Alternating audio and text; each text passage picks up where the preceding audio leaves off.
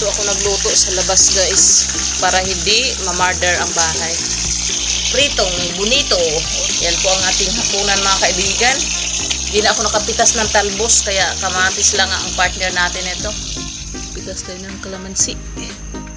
Yan. Yeah, ito malaki. Yan. Medyo malapit na nating maubos. Ito malaki. Dinner time naman po ni Inday. Ayan. So, ang ating ulam po natin mga kaibigan is ang ating paboritong isda.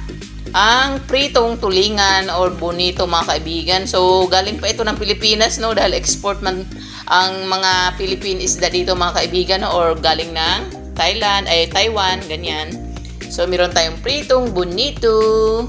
Meron tayong kamatis na may sibuyas. Ayan, may kalamansi din tayo mula sa ating tanim sa gilid ng bahay. Actually, sa paso lang ito mga kaibigan.